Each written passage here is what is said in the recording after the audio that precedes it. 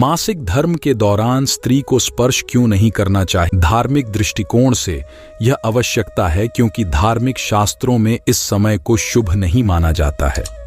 माता लक्ष्मी और भगवान विष्णु की पौराणिक कहानी में माता लक्ष्मी ने इस समय में भगवान विष्णु के साथ रहने की योजना बनाई, लेकिन भगवान विष्णु ने उन्हें यह बताया कि मासिक धर्म के दौरान उनके स्पर्श से उनकी शुभता को हानि हो सकती है। इस प्रकार माता लक्ष्मी ने अपनी योजना बदल ली और भगवान विष्णु की पूजा करने का निर्णय लिया।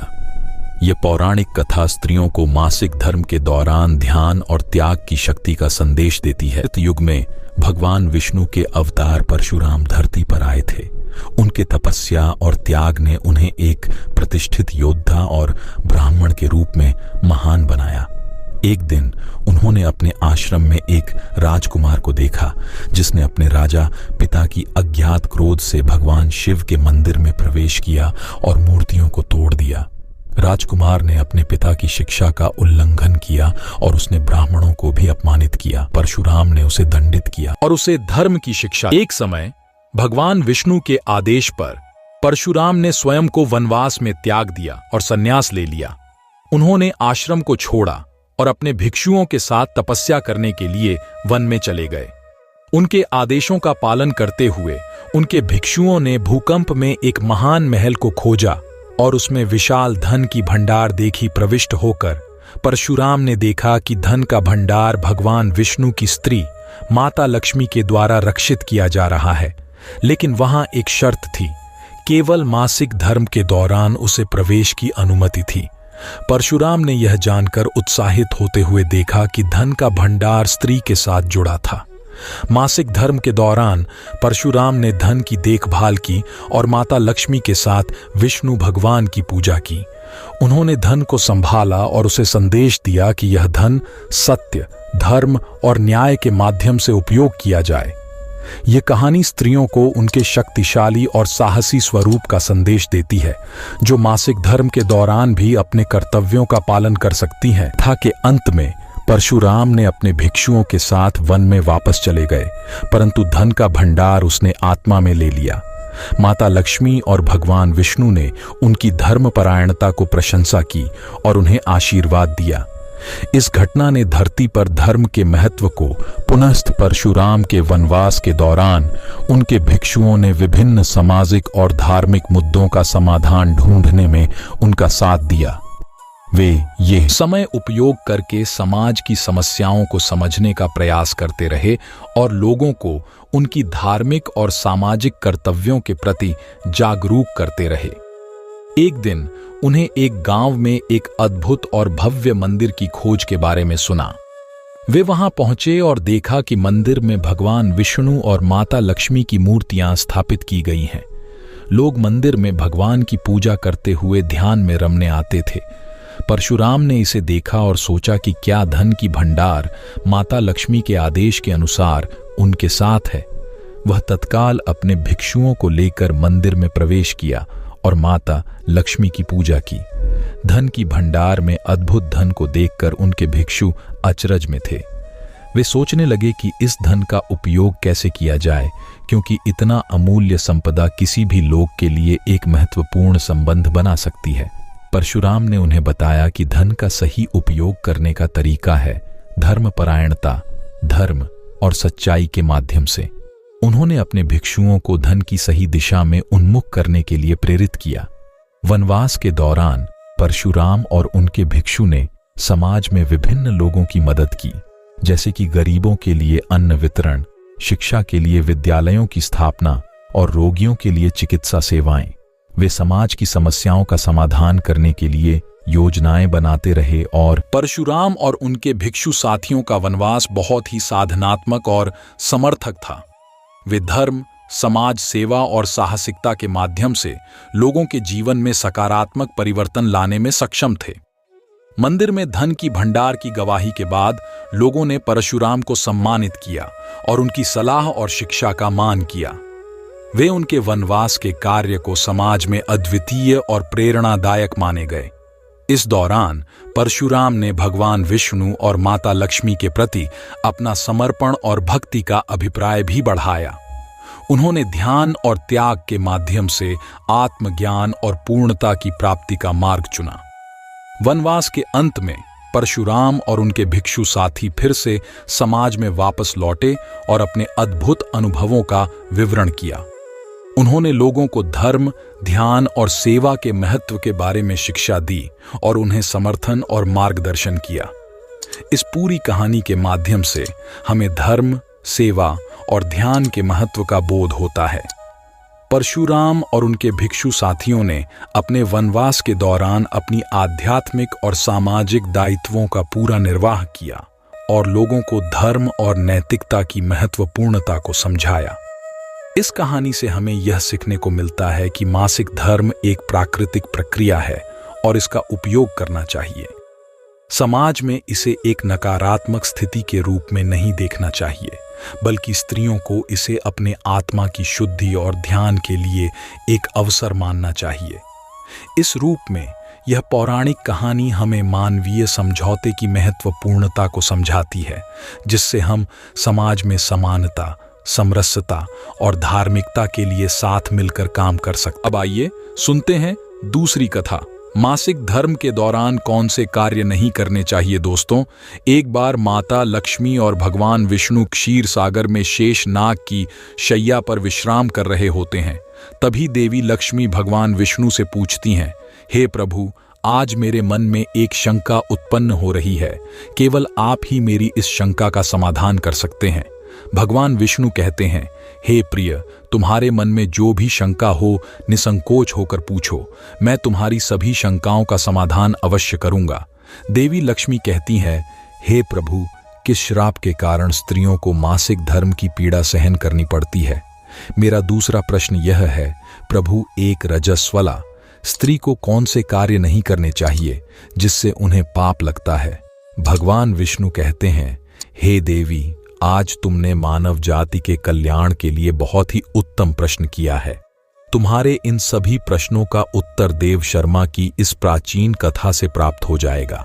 इस महान कथा का श्रवण करने मात्र से ही समस्त पापों का नाश होता है। जो भी पति पत्नी इस कथा को ध्यानपूर्वक सुनते हैं, उन्हें सौभाग्य की प्राप्ति होती है। इसीलिए हे देवी, आप भी इस कथा को ध्यानपूर्वक सुनिए। देवी लक्ष्मी कहती हैं, हे प्रभु, यह देव शर्मा कौन थे? उनका आचार विचार कैसा था? मैं इस कथा को अवश्य सुनना चाहती हूँ। कृपया आप इस कथा को मुझसे कहिए, मैं इसे ध्यानपूर्वक पूरा अवश्य सुनूंगी। भगवान विष्णु कहते हैं, हे देवी, पूर्व काल की बात है। मध्य देश में एक अत्यंत शोभायमान नगरी थी। उस नगरी में देव शर्मा नाम के ब्राह्मण रहा करते थे। देव शर्मा को समस्त शास्त्रों और वेदों का ज्ञान था। वह परम बुद्धिमान, गुणवान तथा धर्म कार्य में तत्पर रहता था। सभी वर्णों के लोग उन्हें बड़ा सम्मान देते थे। वे प्रतिदिन यज्ञ, दान, धर्म तथा संध्या उपासना किया करते थे। वे पशु, पुत्र, बंधु बांधव तथा धन संपत्ति से संपन्न थे। देव शर्मा की पत्नी का नाम भगना था। वह भी अत्यंत चरित्रवान, गुणवान तथा पतिव्रता, धर्म का पालन करने वाली स्त्री थी। फिर एक दिन देव शर्मा ने अपने घर पर सत्यनारायण की पूजा रखी और सभी ब्राह्मणों को स्वयं जाकर निमंत्रण दिया। नगर में निवास करने वाले समस्त मनुष्यों को उसने पूजा के लिए तथा भोजन के लिए बुलाया। फिर पूजा के दिन समस्त ब्राह्मण उसके घर पर पधारे। देव शर्मा ने सभी ब्राह्मणों का विधिपूर्वक पूजन किया और उनका आदर सत्कार किया। फिर उसने सभी ब्राह्मणों को घर के अंदर बुलाया और सुंदर आसन देकर उन्हें बिठाकर मीठा भोजन कराया। ब्राह्मणों को भोजन कराने के बाद उसने भगवान का स्मरण करते हुए सभी को वस्त्र आदि का दान करके विदा किया। वे सभी ब्राह्मण देव शर्मा को आशीर्वाद देकर वहां से चले गए। उसके बाद उसने अपने परिवार, बंधु बांधव तथा अनेक दीन और भूखे लोगों को भोजन कराया। इस प्रकार से सभी को भोजन कराकर और पूजा संपन्न करके जब वह ब्राह्मण अपने घर के द्वार के सामने खड़ा रहा, तब उसने देखा कि उसके घर के सामने एक कुतिया और बैल बात कर रहे थे। उस ब्राह्मण ने उस कुतिया और बैल की पूरी बात सुनी तो उसे बड़ा आश्चर्य हुआ। वह कुतिया और बैल उसके माता पिता ही थे, जो पिछले जन्म के पाप के कारण इस जन्म में कुतिया और बैल बन गए थे। तब वह ब्राह्मण मन ही मन सोचने लगा, यह दोनों तो साक्षात मेरे माता पिता ही हैं, जो मेरे घर पर पशु बनकर आए हैं। किस कारण से इन दोनों को प्राणियों का शरीर प्राप्त हुआ? अब इनके उद्धार के लिए मैं क्या करूं? इस प्रकार विचार करते हुए उस ब्राह्मण को रात भर नींद नहीं आई और वह रात भर भगवान का स्मरण करते हुए सोच विचार करने लगा। उसने सोचा, मेरे माता पिता की मुक्ति का उपाय केवल मुनि वशिष्ठ जी ही बता सकते हैं। इसीलिए सुबह होते ही देव शर्मा स्नान आदि कार्य संपन्न करके मुनि वशिष्ठ जी के आश्रम पर पहुंच गया। आश्रम पर आते ही मुनि वशिष्ठ जी ने देव शर्मा का स्वागत किया। वशिष्ठ जी कहने लगे, हे ब्राह्मण श्रेष्ठ, आज किस कारण से आपका हमारे आश्रम में आगमन हुआ है? आप दुखी दिखाई पड़ते हो, आपके दुख का क्या कारण है? बताओ। देव शर्मा कहता है, हे मुनिवर, आपको प्रणाम है। आपके दर्शन से आज मेरा जन्म सफल हुआ है। हे मुनीश्वर, आज मैं आपके पास एक शंका लेकर आया हूं। कृपया आप ही मुझे इस दुख से बाहर निकाल सकते हैं। मैं अत्यंत दुखी और दुर्बल हो गया हूं। वशिष्ठ जी कहते हैं, हे ब्राह्मण, दुख ना करो। तुम्हारी जो भी शंका हो निसंकोच होकर पूछो, मैं अवश्य तुम्हारी शंका का समाधान करूंगा। फिर देव शर्मा कहता है, हे मुनिवर, कल मैंने अपने घर पर भगवान विष्णु का पूजन किया तथा अनेक ब्राह्मणों को और भूखे लोगों को भोजन कराया। विधि पूर्वक भगवान का पूजन किया। फिर मेरे द्वार पर एक कुतिया और एक बैल आ गया। दोनों मेरे घर के सामने खड़े होकर बात कर रहे थे। सबसे पहले कुतिया उस बैल से इस प्रकार से कहने लगी, हे स्वामी, आज जो घटना घटी उसे सुनिए। हमारे पुत्र के घर में ब्राह्मणों के भोजन के लिए जो दूध रखा था, एक सांप ने उस दूध के बर्तन में अपना विष उगल दिया था, जिसे देखकर मुझे बड़ी चिंता होने लगी। उसी दूध से भोजन बनने वाला था। अगर सभी लोग उस दूध को खा लेते तो उनकी मृत्यु हो जाती। इसीलिए मैंने उस बर्तन में से सारा दूध पी लिया। जब बहू की दृष्टि मुझ पर पड़ी तो उसने मुझे खूब पीटा, जिससे मेरा अंग भंग हो गया। मुझे बहुत पीड़ा हो रही है। इसी कारण से मैं लड़खड़ाते हुए चल रही हूँ। मुझे यह पीड़ा सहन नहीं हो रही है। कुतिया की बात सुनकर वह बैल बहुत दुखी हुआ और वह खुद का वृतांत सुनाने लगा। हे प्रिय, अब मैं तुम्हें मेरे दुख का कारण सुनाता हूँ। मैं पूर्व जन्म में इस ब्राह्मण का पिता था। आज इस ब्राह्मण ने सभी लोगों को भोजन कराया, किंतु इसने मेरे सामने घास तक नहीं डाली और ना ही मुझे जल पिलाया। इसी कारण से मैं बहुत दुखी हो गया हूँ। देव शर्मा कहने लगे, इस प्रकार से अपने माता पिता को कुतिया और बैल के रूप में ऐसा बोलते हुए देखकर मुझे बड़ा दुख हो रहा है। मुझे रात भर नींद नहीं आ रही है। हर क्षण मुझे चिंता सता रही है। मैंने कभी कोई पाप नहीं किया है, हमेशा धर्म के कार्य किए हैं, फिर भी मेरे माता पिता को ऐसे कष्ट झेलने पड़ रहे हैं। इसी कारण से आज मैं आपके पास आया हूं। कृपया आप अपनी योग शक्ति से पता करके मुझे बताइए, किस कारण से मेरे माता पिता की ऐसी दुर्दशा हुई है और उनकी मुक्ति के लिए मुझे कौन सा कर्म करना चाहिए। फिर गुरु वशिष्ठ ध्यान लगाते हैं और उस ब्राह्मण के माता पिता के पूर्व जन्म के कर्मों को देखते हैं और देव शर्मा से कहने लगते हैं, हे ब्राह्मण, तुम्हारे माता पिता ने पिछले जन्म में घोर पाप किया है। उसी पाप के कारण आज उनकी ऐसी दुर्दशा हुई है। देव शर्मा कहता है, हे गुरुदेव, किस पाप के कारण मेरे माता पिता की दुर्दशा हुई है? कृपया विस्तार से बताइए, मैं जानना चाहता हूं। फिर आर्षि वशिष्ठ कहते हैं, हे ब्राह्मण देवता, तुम ध्यान से सुनो। यह बैल जो तुम्हारे पिता हैं, यह पिछले जन्म में कुंडी नगर के श्रेष्ठ ब्राह्मण रहे हैं। इन्होंने एक दिन एकादशी का व्रत करके भोजन किया था। एकादशी के व्रत के दिन इसने दान धर्म भी नहीं किया। इसने द्वार पर आई गायों को कभी भोजन नहीं खिलाया। इसने अपने पितरों का श्राद्ध भी विधि पूर्वक नहीं किया। तुम्हारे पिता ने पिछले जन्म में मासिक धर्म के दौरान ही तुम्हारी माता के साथ संबंध बनाया था और इसी पाप के कारण इसे इस जन्म में बैल का रूप प्राप्त हुआ है। अब तुम्हारी माता के बारे में सुनो। तुम्हारी माता ने रजस्वला होते हुए भी भोजन बनाया। मासिक धर्म के दौरान ही इसने भगवान की पूजा की, तुलसी को जल चढ़ाया। रजस्वला होते हुए भी इसने भगवान को भोग लगाया। इसी कारण से इसे महापाप लगा है। मासिक धर्म के दौरान स्त्री 3 दिनों के लिए अपवित्र हो जाती है। मासिक धर्म के दौरान स्त्री को पूजा पाठ नहीं करना चाहिए। स्त्री को इन 3 दिनों में अपने बाल भी नहीं धोने चाहिए, इससे पति की आयु कम होती है। मासिक धर्म के दौरान पेड़ पौधों को स्पर्श न करें। रजस्वला स्त्री के साथ संबंध भी नहीं बनाना चाहिए। जो पुरुष रजस्वला के साथ संबंध बनाता है उसे ब्रह्म हत्या का पाप लगता है। जो रजस्वला के वस्त्रों को स्पर्श करता है उसे भी पाप लगता है। रजस्वला स्त्री के शरीर में 3 दिनों तक ब्रह्म हत्या का पाप निवास करता है और चौथे दिन ही वह स्नान करके पवित्र हो जाती है। चौथे दिन स्नान करने के पश्चात रजस्वला स्त्री को अपने पति का मुख देखना चाहिए, अन्य किसी पुरुष का मुख नहीं देखना चाहिए। यदि पति समीप ना हो तो सूर्य देव के दर्शन करने चाहिए। गुरु वशिष्ठ कहते हैं, हे ब्राह्मण, इसी पाप के कारण तुम्हारे पिता को बैल और तुम्हारी माता को कुतिया का जन्म प्राप्त हुआ है। देव शर्मा कहता है, हे मुनीश्वर, अब आप मुझे मेरे माता पिता की मुक्ति के लिए उपाय बताइए। वशिष्ठ जी कहते हैं, हे ब्राह्मण, तुम किसी भी अमावस्या के दिन अपने माता पिता की मुक्ति के लिए श्राद्ध तथा तर्पण करो और दान धर्म करो, गाय की सेवा करो और गौ माता को मिष्ठान्न खिलाओ और अपने माता पिता की मुक्ति के लिए भगवान से प्रार्थना करो। फिर ब्राह्मण वही करता है और फिर उसके माता पिता को समस्त पापों से मुक्ति मिलती है। भगवान विष्णु माता लक्ष्मी से कहते हैं, हे देवी, मैंने तुम्हें रजस्वला स्त्री को कौन से कार्य नहीं करने चाहिए इस विषय में बता दिया है। अब मैं तुम्हें बताता हूं किस कारण से स्त्री को मासिक धर्म से गुजरना पड़ता है। सत्य युग में काल के नाम से प्रसिद्ध दान हुआ करते दानव होने के कारण उनका स्वभाव उग्र था और वे हमेशा ही युद्ध करने के लिए तत्पर रहते थे। फिर एक दिन सभी दानव वृत्रासुर के साथ मिलकर स्वर्ग लोक पर चढ़ाई करने लगे। उन असुरों के पास भयंकर शक्तिशाली अस्त्र थे जिसका देवता सामना ना कर सके और भागकर ब्रह्मदेव के पास चले गए। फिर ब्रह्मदेव ने उन्हें असुरों को परास्त करने का उपाय बताते हुए कहा, हे इंद्र, तुम इसी क्षण में दधीच के पास जाओ। वे उनके शरीर की हड्डियों से तुम्हें अस्त्र शस्त्र प्रदान करेंगे।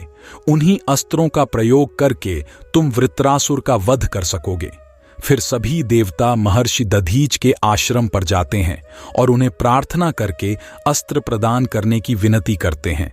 फिर संसार के कल्याण के लिए महर्षि दधीच अपने शरीर की हड्डियों से अस्त्र शस्त्र निर्माण करते हैं। उन्हीं अस्त्रों में से एक वज्र नाम का अस्त्र होता है जिसे देवराज इंद्र धारण कर लेते हैं। फिर सी देवता गण वृत्रासुर के साथ युद्ध करने के लिए निकल जाते हैं।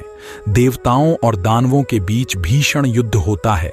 सभी देवता आकाश में दानवों से युद्ध के लिए एकत्रित हो जाते हैं और प्रहार करने लगते हैं। अग्निदेव अग्नि के प्रहार से दैत्यों को दग्ध करने लगते हैं। अग्नि के प्रभाव से दैत्यों का अंग अंग जलने लगता है। फिर वरुण देव जल की वर्षा से दैत्यों को डुबो देते हैं, जिससे दैत्य त्राही त्राही करने लगते हैं। अनेक दिनों तक इस प्रकार से दैत्यों और देवताओं के बीच में भीषण युद्ध चलने लगता है। फिर देवराज इंद्र और वृत्रासुर आमने सामने आ जाते हैं। दोनों के बीच भीषण युद्ध होता है और फिर देवराज इंद्र अपने वज्र का प्रहार करके वृत्रासुर को मार डालते हैं। उस दानव वृत्रासुर की मृत्यु होते ही उसके शरीर से ब्रह्म हत्या बाहर निकलती है और इंद्र का पीछा करने लगती है। फिर वह ब्रह्म हत्या इंद्र के शरीर में प्रवेश कर लेती है, जिससे इंद्र को ब्रह्म हत्या का पाप लगता है। देवराज इंद्र ब्रह्मदेव के पास जाते हैं और उनसे ब्रह्म हत्या से छुटकारा दिलाने के लिए कहते हैं। फिर ब्रह्मदेव उस ब्रह्म हत्या को इंद्र के शरीर से निकलने की आज्ञा देते हैं और वह ब्रह्म हत्या इंद्र के शरीर से बाहर निकलकर ब्रह्मदेव से कहने लगती है, हे परमपिता, अभी तक मैं वृत्रसुर के शरीर में निवास कर रही थी, क्योंकि उसने अनेक ब्रह्म हत्याएं की थीं। जब इंद्र ने उसकी हत्या कर तो मैं इंद्र के शरीर में वास करने लगी। अब आप ही मुझे कोई उचित स्थान दीजिए जहां पर मैं रह सकूं। फिर ब्रह्मदेव कहते हैं, हे ब्रह्म हत्या, मैं तुम्हें उचित स्थान देता हूं। फिर ब्रह्मदेव ने ब्रह्म हत्या के 4 भाग किए और कहा, हे ब्रह्म हत्या, तुम्हारा 1/4 भाग अग्नि के भीतर रहेगा। जो भी मनुष्य अग्नि को आहुति नहीं देगा, तुम उसके शरीर में प्रवेश कर लेना। तुम्हारा दूसरा 1/4 भाग जल के भीतर रहेगा। जो भी जल में थूकेगा अथवा मल मूत्र का त्याग करेगा, तुम उसके शरीर में प्रवेश करोगी। फिर तीसर 1/4 भाग पेड़ पौधों और वृक्षों के भीतर रहेगा। जो भी मनुष्य अकारण ही वृक्षों को काटेगा, उसे भी ब्रह्म हत्या का पाप लगेगा। फिर ब्रह्मदेव ने अप्सराओं को बुलाया और कहा, हे अप्सराओं, इस ब्रह्म हत्या का 1/4 भाग तुम ग्रहण करो। अप्सराएं कहने लगी, हे प्रभु, आपकी आज्ञा से हम इसे ग्रहण करने के लिए तैयार है, किंतु हमें भी इससे मुक्ति का कोई उपाय बताइए। फिर ब्रह्मदेव कहने लगे, हे अप्सरा, जो भी पुरुष रजस्वला स्त्री के साथ संबंध करेगा उसके अंदर यह ब्रह्म हत्या प्रवेश कर जाएगी। इस प्रकार से ब्रह्म हत्या के 4 भाग हुए, एक अग्नि में, दूसरा जल में, तीसर वृक्षों में और चौथा स्त्रियों के अंदर प्रवेश कर गया। उसी ब्रह्म हत्या के भाग का कारण स्त्रियों को मासिक धर्म आता है। जो भी पुरुष मासिक धर्म के दौरान स्त्रियों को स्पर्श करता है अथवा उनके साथ संभ बनाता है, उसे ब्रह्म हत्या का पाप लगता है। भगवान विष्णु कहते हैं, हे देवी, इस प्रकार से मैंने आपको स्त्री के रजस्वला होने के पीछे की कथा और रजस्वला स्त्री को कौन सा कार्य नहीं करने चाहिए आदि के विषय में बता दिया है। माँ लक्ष्मी कहती है, हे आज आपने मुझे बहुत ही महत्वपूर्ण ज्ञान दिया है। मैं भी आपको वचन देती हूँ, जो भी स्त्री मासिक धर्म के दौरान पूजा पाठ करेगी, पति के साथ संबंध रखेगी, उसके घर में मैं प्रवेश नहीं करूंगी। तो दोस्तों, इस प्रकार से मासिक धर्म के दौरान स्त्रियों को यह कार्य नहीं करने चाहिए। आपको यह कथा कैसी लगी कमेंट करके जरूर बताएं। मासिक धर्म के दौरान स्त्री को स्पर्श न करने का पौराणिक कारण, क्योंकि इस समय महिलाओं के शरीर में विशेष बदलाव होते हैं और उनका शरीर अत्यंत संवेदनशील होता है। इसके अलावा पौराणिक कथाओं में यह भी कहा जाता है कि मासिक धर्म का आगमन देवी पार्वती के आत्म संजीवनी पुत्र कार्तिकेय स्कंद के अनुपस्थिति से हुआ था। इसलिए इस समय महिलाओं को आत्म संजीवनी पुत्र की पूजा और विशेष ध्यान की आवश्यकता होती है। पौराणिक कथाओं में एक कहानी है जो नारद मुनि के संबंध में है, जो मासिक धर्म के बारे में उसकी भूमिका को समझाती है। एक बार नारद मुनि भगवान विष्णु के ध्यान में डूबे हुए थे। उन्होंने भगवान विष्णु से पूछा, हे प्रभु, स्त्री को मासिक धर्म क्यों होता है और उसके दौरान स्त्री को स्पर्श क्यों नहीं करना चाहिए? भगवान विष्णु ने उत्तर दिया, हे नारद, यह एक पुरानी कथा है। कई युगों पहले देवराज इंद्र ने स्वर्ग में एक विशाल यज्ञ का आयोजन किया। उन्होंने सभी देवताओं को आमंत्रित किया, लेकिन उन्होंने भूलकर अपनी पत्नी इंद्राणी को नहीं बुलाया। इससे इंद्राणी बहुत उदास हो गईं। इंद्राणी ने अपने दुख को साझा करने के लिए ब्रह्मा जी के पास गईं। ब्रह्मा जी ने उनसे पूछा, क्या वचन किया है? इंद्राणी ने कहा, हे पितामह, इंद्र ने मुझे अपने यज्ञ में नहीं बुलाया। ब्रह्मा जी ने इंद्राणी को समझाया, तुम उसके यज्ञ में नहीं जा सकती क्योंकि तुम मासिक धर्म में हो। यह एक स्थानिक नियम है जिससे तुम्हें अपने आप को और अपने आसपास के लोगों को संरक्षित रखने में मदद मिलती है। इस कथा से स्पष्ट होता है कि मासिक धर्म का आना और स्त्रियों को स्पर्श न करना उनकी सुरक्षा के लिए है।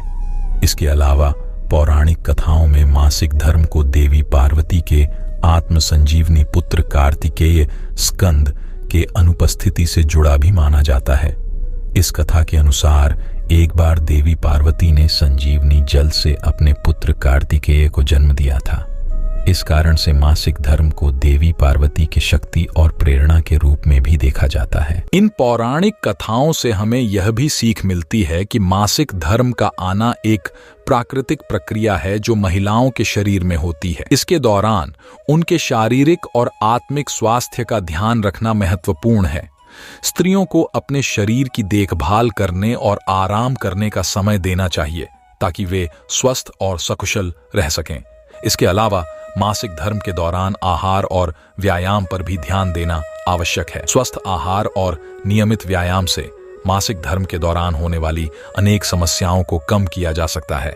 अधिक जानकारी के लिए आप मासिक धर्म और स्त्री स्वास्थ्य से संबंधित परामर्शक या वैद्य से वार्ता कर सकते हैं। वे आपको सटीक और विशेषज्ञ सलाह प्रदान कर सकते हैं। स्त्रियों को अपने शारीरिक और मानसिक स्वास्थ्य का पूरा ध्यान रखना चाहिए। मासिक धर्म के दौरान संभवतः तनाव, थकान और अन्य चिंताजनक परिस्थितियों का सामना करना पड़ सकता है। इसलिए आराम करना, नियमित व्यायाम करना, स्वस्थ आहार लेना और मनोवैज्ञानिक स्थितियों के साथ संलग्न होना महत्वपूर्ण है। इस अवधि में स्त्रियों को समय समय पर आराम लेना चाहिए, पर्याप्त पानी पीना चाहिए और स्वस्थ आहार खाना चाहिए। वे ध्यान और मेधा शक्ति बढ़ाने के लिए योग और मेडिटेशन का भी अभ्यास कर सकती हैं। अगर किसी स्त्री को मासिक धर्म के दौरान किसी भी प्रकार की समस्या होती है तो वह अपने चिकित्सक से परामर्श करें। उन्हें सही सलाह और उपचार प्राप्त हो सकते हैं। स्त्रियों के मासिक धर्म के दौरान स्वास्थ्य और ध्यान की विविधता के संबंध में अध्ययनों ने उच्च स्तर की जानकारी प्रदान की है। यहाँ हम कुछ महत्वपूर्ण प्रश्नों के लिए उत्तर प्रदान करेंगे जो मासिक धर्म के दौरान स्वास्थ्य और ध्यान के मामले में सटीक सूचना प्रदान करेंगे। मासिक धर्म महिलाओं के शारीरिक विकास का एक महत्वपूर्ण हिस्सा है। इसका मुख्य उद्देश्य गर्भनिरोध करना होता है। मासिक धर्म के दौरान एक महिला के शरीर में गर्भाशय से रक्तस्राव होता है। मासिक धर्म के आने का प्राथमिक कारण है गर्भनिरोध होता है। मासिक धर्म के दौरान गर्भनिरोध होने के बावजूद यदि गर्भाशय में गर्भ नहीं है तो शरीर में एक स्राव शुरू होता है। मासिक धर्म के दौरान ब्लीडिंग का मुख्य कारण गर्भाशय के आंतरिक परत में उत्पन्न होता है, जो गर्भनिरोध के अनियमित पानी को शरीर से निकालने के लिए बनाया जाता है। मासिक धर्म के दौरान क्या सावधानियां बरतनी चाहिए? मासिक धर्म के दौरान स्त्रियों को स्वयं की देखभाल करने की जरूरत होती है। उन्हें पर्याप्त आराम देना चाहिए, समय पर खाना खाना चाहिए और अपने स्वास्थ्य को पर्याप्त ध्यान देना चाहिए। मासिक धर्म के दौरान शारीरिक और मानसिक समस्याएं। मासिक धर्म के दौरान कई महिलाएं शारीरिक और मानसिक समस्याओं का सामना कर सकती हैं, जैसे कि पेट दर्द, मूड स्विंग्स, थकान और अन्य। मासिक धर्म के दौरान योग और ध्यान का अभ्यास। मासिक धर्म के दौरान स्त्रियों को शारीरिक और मानसिक स्वास्थ्य को संतुलित रखने में मदद कर सकता है। मासिक धर्म के दौरान सही आहार। पोषणपूर्ण आहार खाना मासिक धर्म के दौरान महिलाओं के शारीरिक और मानसिक स्वास्थ्य को संतुलित रखने में मदद कर सकता है। मासिक धर्म महिलाओं के जीवन का एक महत्वपूर्ण हिस्सा है। यह नियमित रूप से होने वाला एक प्राकृतिक प्रक्रिया है जो हर महिला के जीवन में आता है। मासिक धर्म के दौरान शरीर में हार्मोनल परिवर्तन होते हैं जो महिलाओं के शारीरिक और मानसिक स्वास्थ्य पर असर डाल सकते हैं। महिलाएं अक्सर पेट में दर्द, मूड स्विंग्स, थकान और अन्य लक्षणों का सामना करती हैं। इसलिए मासिक धर्म के दौरान स्वास्थ्य और ध्यान का खास ध्यान रखना चाहिए। हम मासिक धर्म के दौरान स्वास्थ्य और ध्यान के मामले में कुछ महत्वपूर्ण प्रश्नों को विचार करेंगे। मासिक धर्म या पीरियड्स एक महिला के जीवन का एक सामान्य प्राकृतिक प्रक्रिया है जिसमें उसके शरीर से हर महीने रक्तस्राव होता है। यह आमतौर पर योनि के मुख्यालय से होती है, जिसे मासिक समयानुसार आमतौर पर 28 दिन के अंतराल में देखा जाता है। मासिक धर्म के दौरान शरीर से निकलने वाला रक्त और तंतु मासिक धर्म के मुख्य अंग होते हैं। यह प्रक्रिया महिलाओं के गर्भाशय की ऊतकों की स्वच्छता और स्वास्थ्य को बनाए रखने का महत्वपूर्ण कार्य होता है। मासिक धर्म के आने का प्राथमिक कारण है गर्भनिरोध होता है। जब महिला गर्भाशय में गर्भावस्था में नहीं होती है तो उसके शरीर में हार्मोनल परिवर्तन होता है जो उसे योनि के मुख्यालय से रक्तस्राव के रूप में दिखाई देता है। परिणाम स्त्री होने की प्राकृतिक प्रक्रिया होती है जिसे महिलाओं के रोगण अवयव की सफाई के लिए संभालने के लिए होता है। मासिक धर्म के आने के साथ एक महिला का शरीर पुराने रक्त और अन्य अपशिष्ट पदार्थों को बाहर निकालने की प्रक्रिया में योगदान करता है। यह भी शरीर के विषैले तत्वों को निकालने का कार्य करता है और शरीर को स्वस्थ और साफ रखने में मदद करता है। आपको यह कथा कैसी लगी कमेंट करके जरूर बताएं। जानकारी अच्छी लगी तो वीडियो को लाइक जरूर करें। कमेंट में जय श्री हरि विष्णु अवश्य लिखें। साथ ही चैनल को सब्सक्राइब करें। आप सभी का धन्यवाद।